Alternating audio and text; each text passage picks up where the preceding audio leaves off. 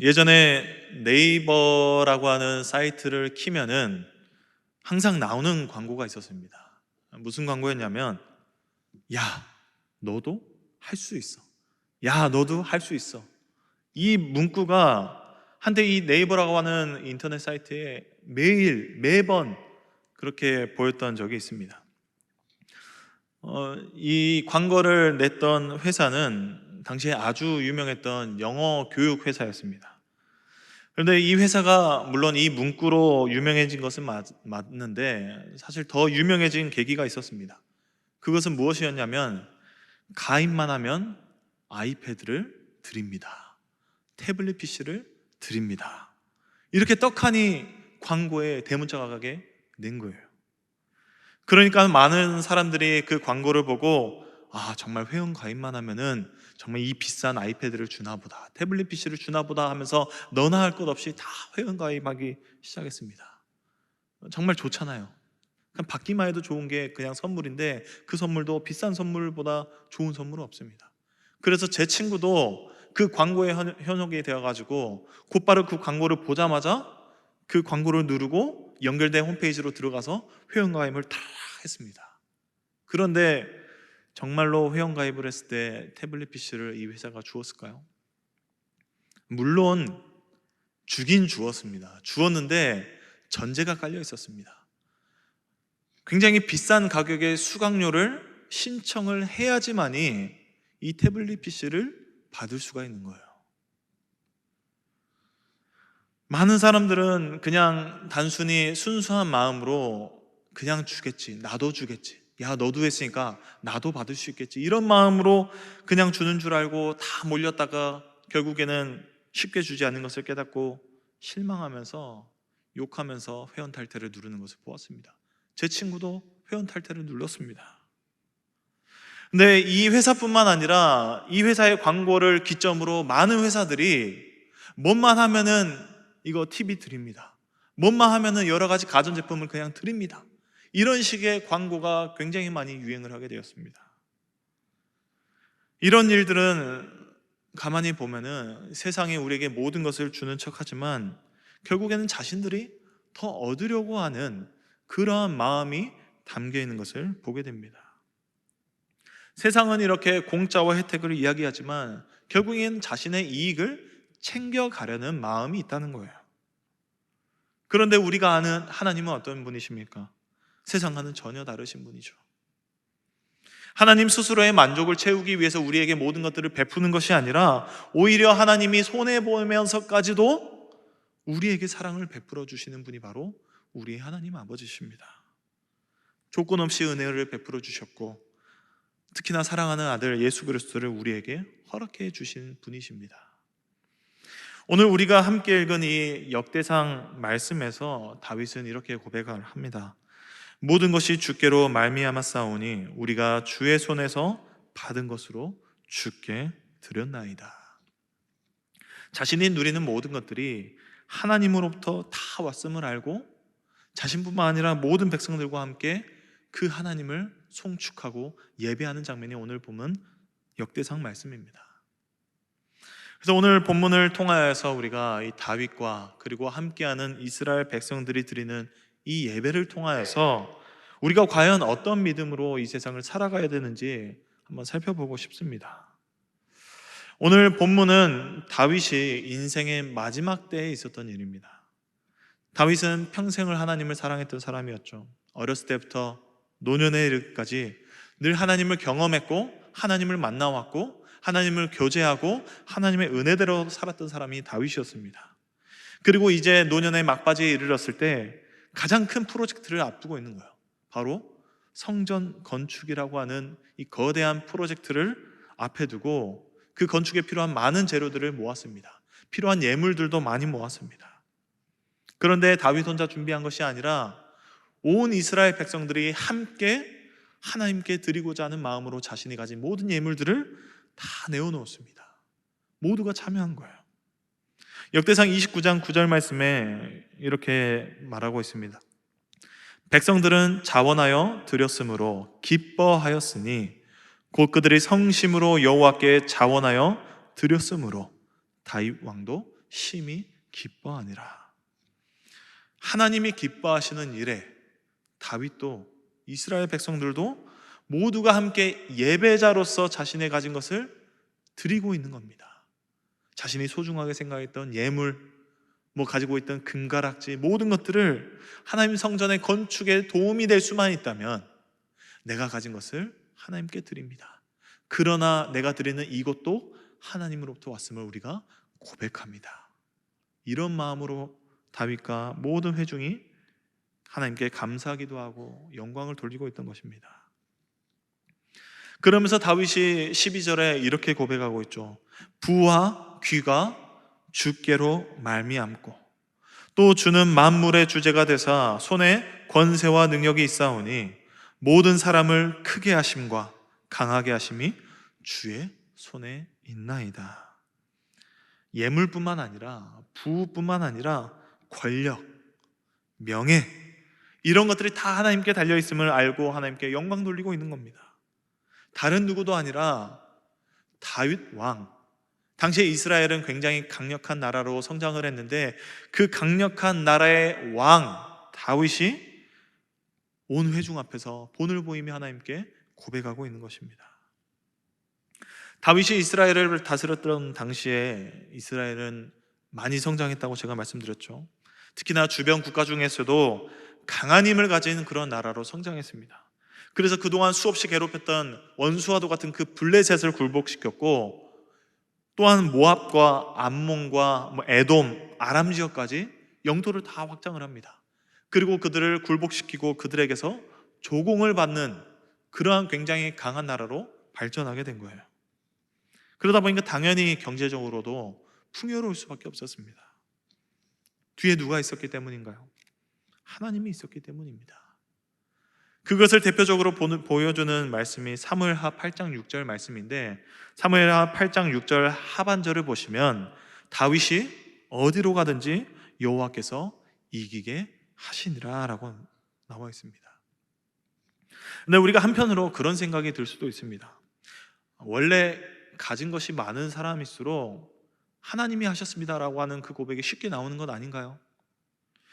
많이 가질수록, 많은 것을 누린 사람일수록 하나님의 은혜입니다, 하나님이 하셨습니다, 그런 사람이기 때문에 이런 고백이 쉽게 나오는 거 아닌가요? 이렇게 생각하는 사람들이 있을 수도 있죠. 그런데 우리가 다윗의 삶을 보면은 그의 삶이 결코 쉬운 삶이 아니었음을 우리가 알고 있습니다. 어렸을 때는 집에서 차별을 받았습니다. 형들은 아버지의 사랑을 많이 받았지만 다윗은 그렇지 아니하였죠. 천하고 또 위험한 그 목동의 일을 했습니다. 목동의 일을 하다 보면은 가축을 지켜야 됐기 때문에 때로는 그 가축을 노리는, 양들을 노리는 맹수와 맞닥뜨리는 그런 일들도 경험해야 되는 그런 직책이 바로 목동이었습니다. 이 다윗의 아버지 이새는 그런 위험천만한 일에 다윗을 세우는 거예요. 언제든지 그렇게 맹수로부터 위협을 받는 그 자리에 있으면서 다윗은 자신의 목숨을 걸고 자신의 양들을 지켜야만 했습니다. 근데 실제로 다윗은 어린 나이에 맹수를 만났을 때 자신의 양들을 지킨 경험이 있었어요. 그런데 자신이 그렇게 그런 무서운 상황, 두려운 상황 가운데 놓였을 때 자신의 힘으로 어떻게 보면 자신이 물맷돌을 했든지 무엇을 통했든지 맹수를 어떻게든지 쫓아내었습니다. 근데 우리가 어린 나이의 사람이라면, 어린이라면은 그럴 때 있잖아요. 내가 어떻게 의도치 않게 굉장히 큰 상황에서 나도 모르게 극복한 그런 일이 있을 때 내 안에 자부심이 생겨나는 그런 순간도 있습니다. 저도 어렸을 때 제가 이제 광주 첨단에서 자고 나왔는데, 제가 자랐을 때는 첨단이 굉장히 시골이었어요. 농가 밥밖에 없었습니다. 그런데 그 중에서도 유명한 게 있었다면 바로 들깨들이었어요. 똥개들. 거리에 똥개들이 굉장히 많았습니다. 진돗개도 있었고, 조그만한 개인데 굉장히 이빨을 드러내고 사납게 짖으면서 쫓아오는 그런 개들이 엄청 많았어요, 동네에. 언제 한 번은 이제 동생들이랑 밖으로 나갈 때 어머니가 그러셨어요. 야, 대신아, 나갈 때 사람 조심, 차 조심, 개 조심해라, 이렇게 말씀하셨습니다. 전 그 말을 들었을까요? 듣지 않았어요.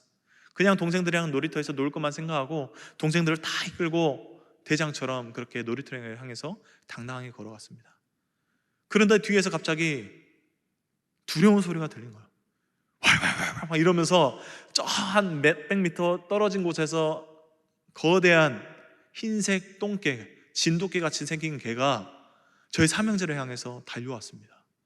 두려웠어요. 동생들이랑 있는 힘껏 달려가지고 놀이터 정글짐 위로 도망쳤습니다. 도망쳐가지고 이제 동생들이랑 그 위에서 이제 똥개가 이제 올라오지 못하는 것을 보면서 막 놀려댔어요. 놀려댔는데 하필이면 이 개가 굉장히 끈기가 강한 개였어요. 10분이 지나도 가지 않고 20분이 지나도 가지 않는 겁니다. 30분이 되었을 때는 슬슬 제 배가 아파오고 화장실에 가고 싶어지는 거예요. 동생들도 이제 점점 눈망울이 붉어지더니 곧 있으면 눈물을 흘릴 것 같은 거예요. 그래서 제가 장남이다 보니까 책임감이 있잖아요. 책임감이 있다 보니까 제 스스로 생각하기를 내가 어떻게든 미친 척하고 고함을 지르면서 이 개한테 달려들면 도망치지 않을까? 이 생각을 합니다. 정말 미련한 짓이죠. 그런데 그 미련한 짓을 제가 했습니다. 정글짐에서 뛰어내려가지고요, 두 팔을 벌린 채로 와 하면서 개한테 달려들었어요. 개가 어떻게 했을까요? 저한테 달려들었을까요? 제 얼굴에 두 손 벌리고 고함을 치면 여러분들 저한테 달려들 분 계신가요? 개도 제 이런 모습을 보고 쫄아가지고 도망쳤어요. 저는 그 일이 있고 나서부터 막 어린 나이에 자부심이 굉장히 찼습니다. 친구들만 만나면요, 이 이야기를 다 풀어놓으면서 야, 너네도 미친 개를 만나면 미친 사람이 나를 불러라. 언제든지 내가 소리치면서 너희를 구하러 갈게.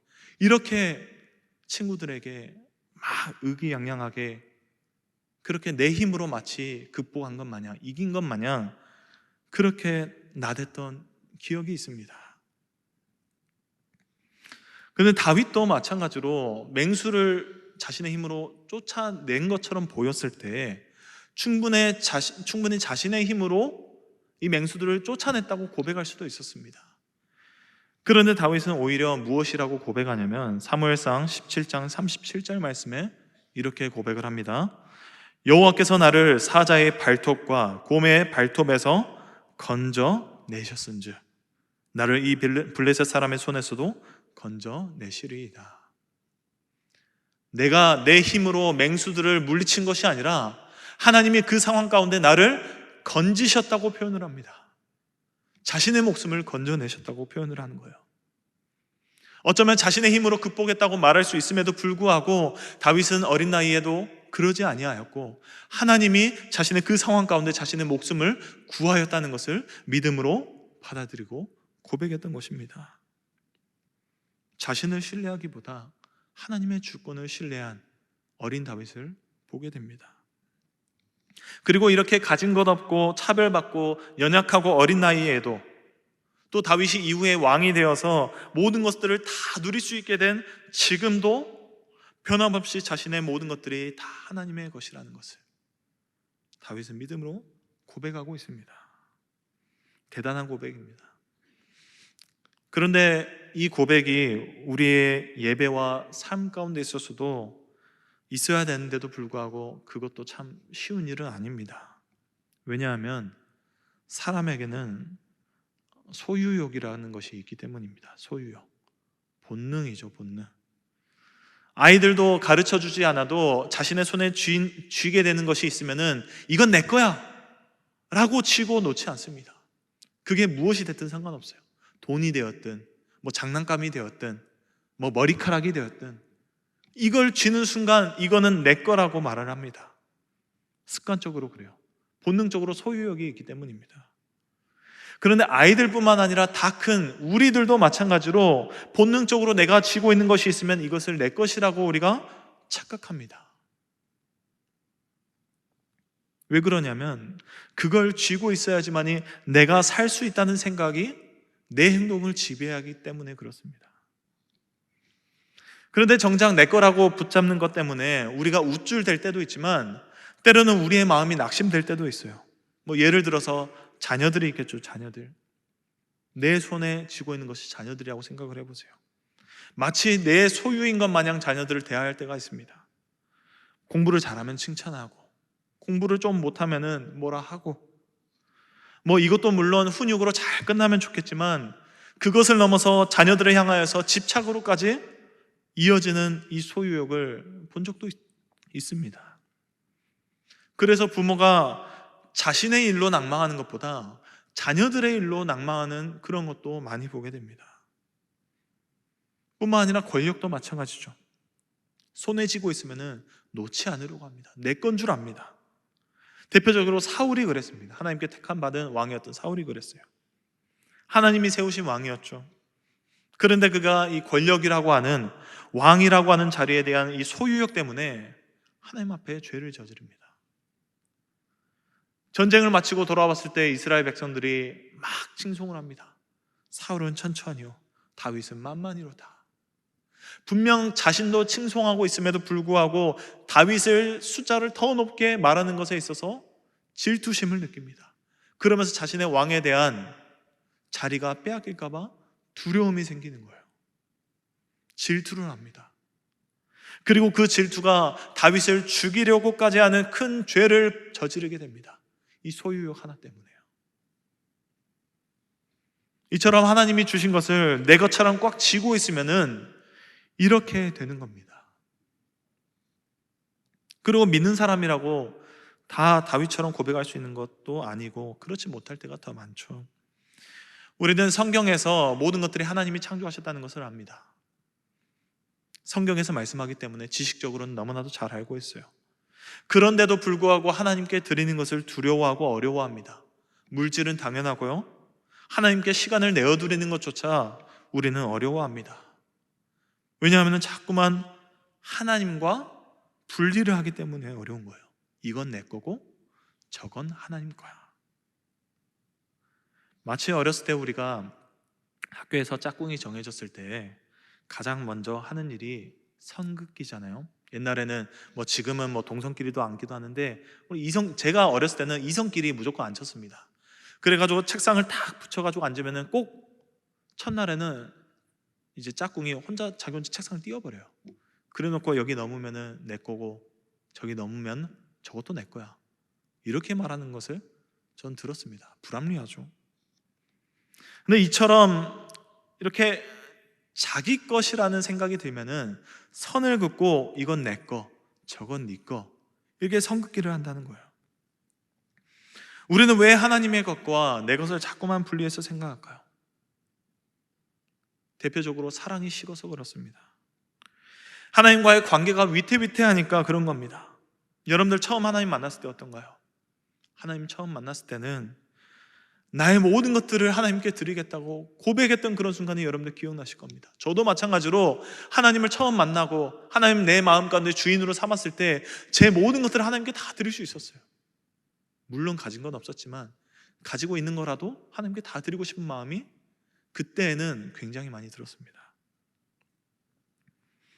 하나님을 사랑했기 때문에, 하나님을 너무나 뜨겁게 사랑했기 때문에 하나님께 다 주어도 아깝지 않다고 생각이 들었습니다.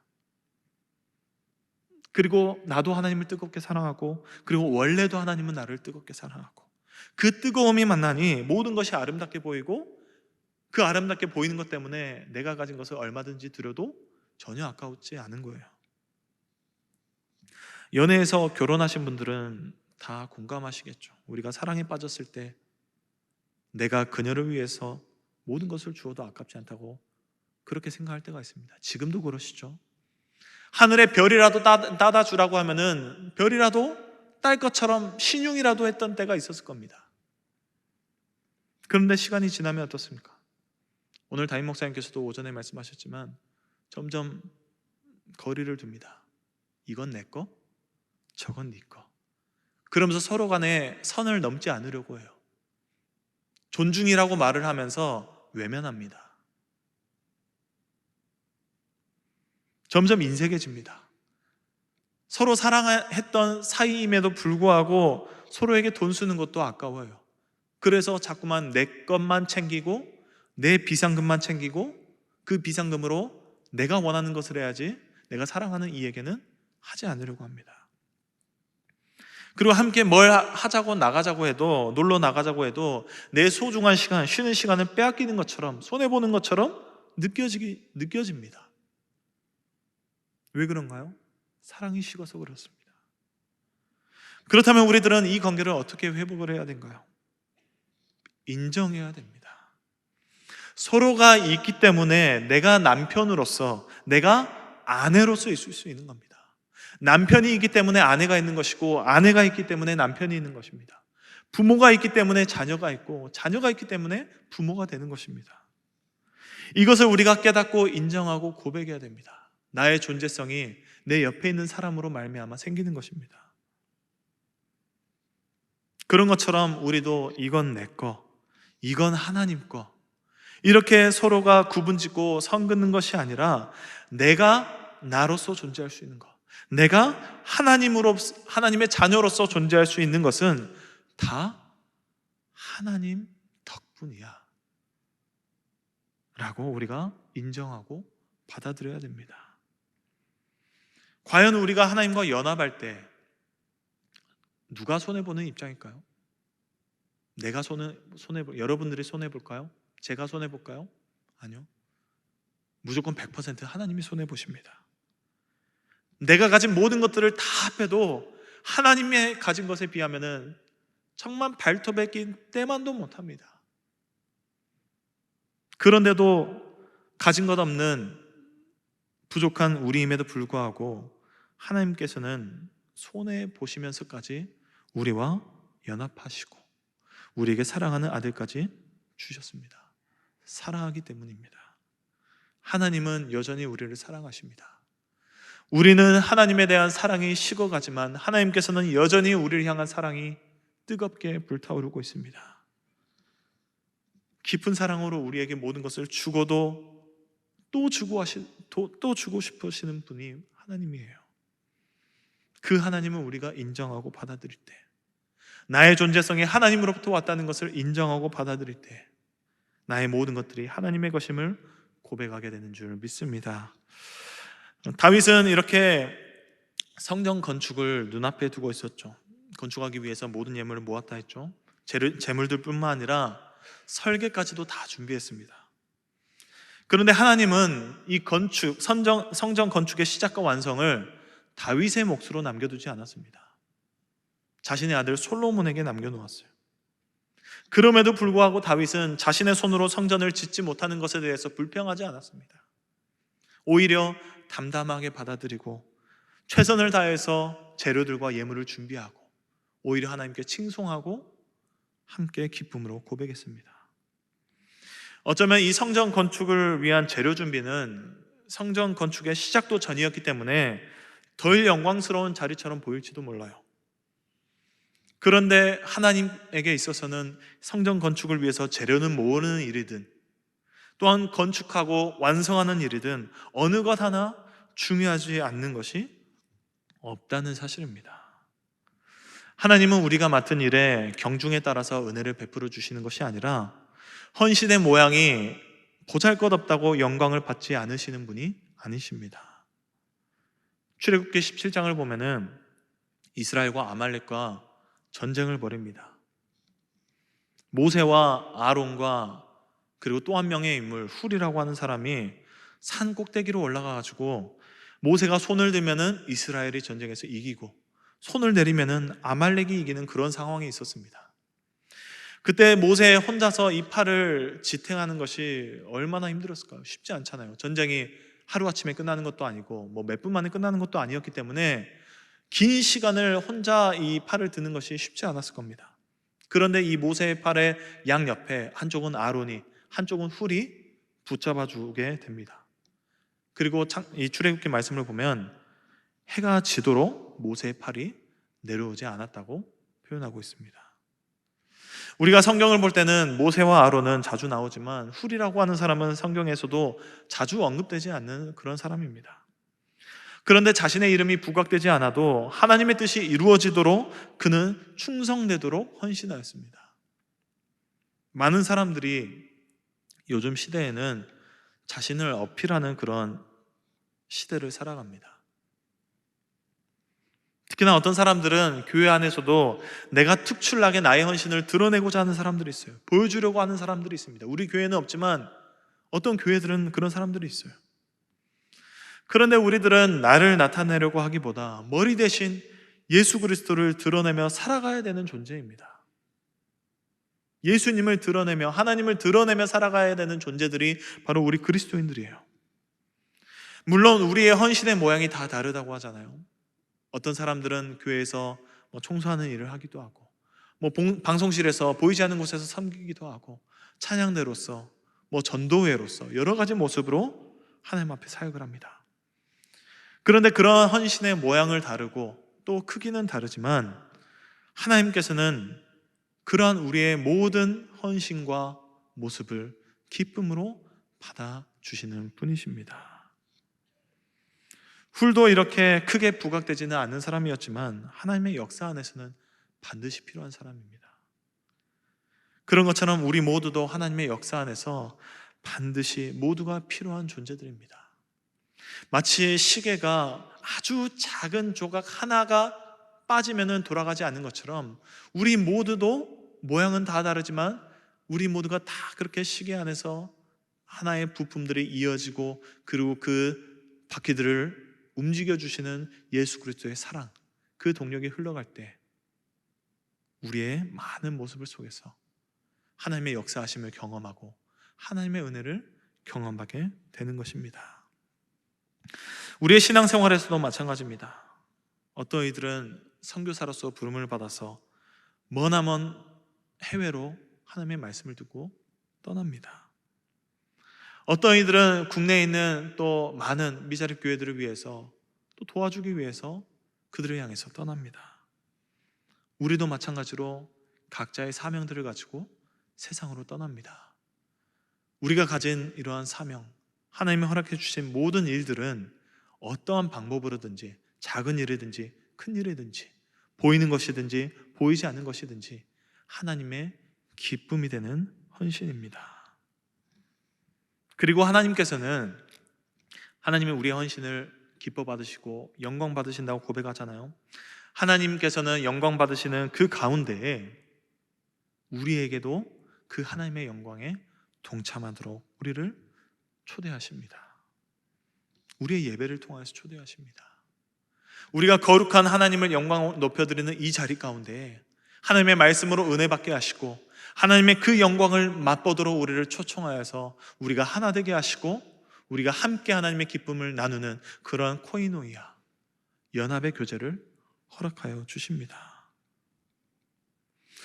이렇게 우리 각자에게 주신 자리의 크기가 다르고 모양도 다르지만 하나님의 맡기신 일들에 최선을 다할 때 하나님의 기쁨이 됩니다.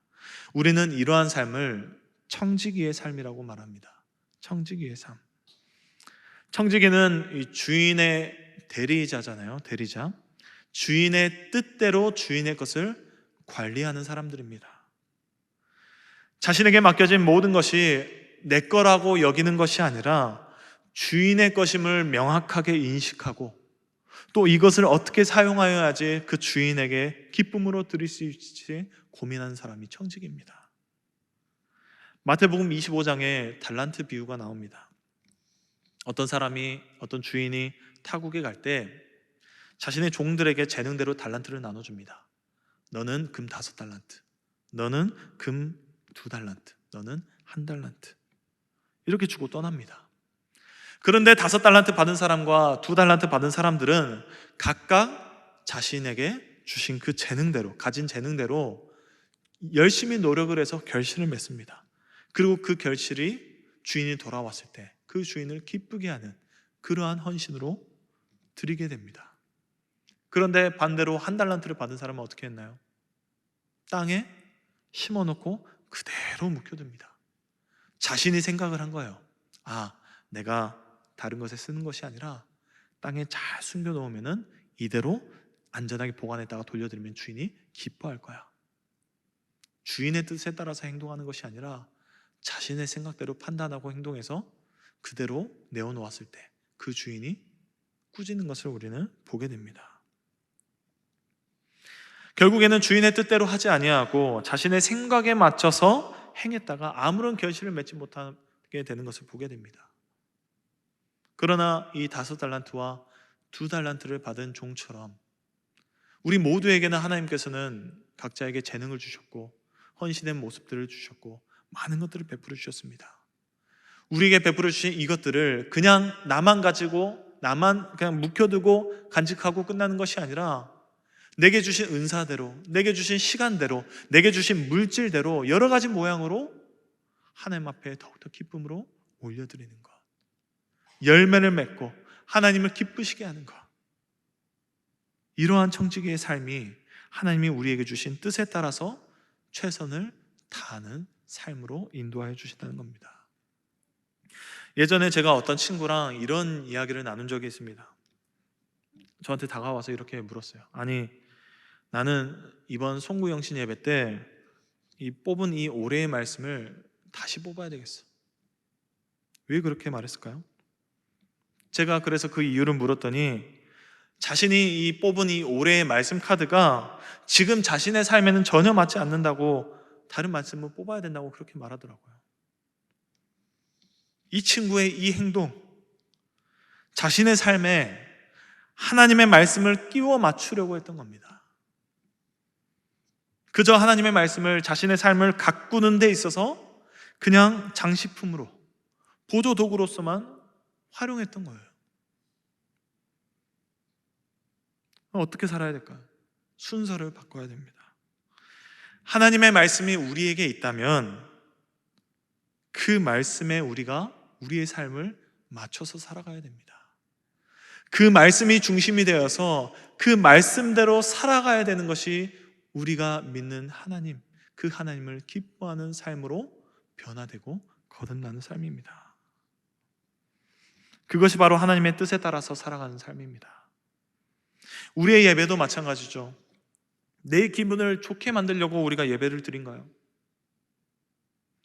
말씀을 그저 내 삶을 치장하는데, 내 삶을 풍요롭게 하는데 그냥 교훈 정도로만 여기고 예배드리고 있진 않나요? 우리가 이러한 사고방식에서 벗어나서 오히려 하나님을 기쁘게 하기 위해서 예배를 드려야 되고 하나님을 중심으로 내 삶을 바꿔가는 것, 하나님이 중심으로 내 삶을 재배치하는 것, 이것이 우리가 바라봐야 되는 예배이고 그 예배를 통해서 우리의 심령을 회복시키시는 하나님의 은혜가 있는 줄 믿습니다. 다윗도 끊임없이 이러한 삶을 살기 위해서 최선을 다했습니다. 어렸을 때도 그랬고 사울에게 쫓김 당할 때도 그랬고 왕이 되어서 모든 것들을 누릴 때도 그랬고 성전 건축의 몫이 자신의 아들 솔로몬에게 돌아갔을 때도 늘 하나님의 뜻에 따라서 자신을 맞춰가며 살기 원했습니다. 우리도 이제는 내 삶에 하나님을 끼워 맞추는 것이 아니라 하나님의 말씀을 중심으로 내 삶이 변화되길 소망합니다. 내 삶의 모든 것이 다 하나님으로부터 온 은혜임을 우리가 기억하면서 우리의 온 정성을 하나님께 드리며 이 청지기로서의 삶을 살아가는 모든 성도님들 되시길 주님의 이름으로 축원합니다.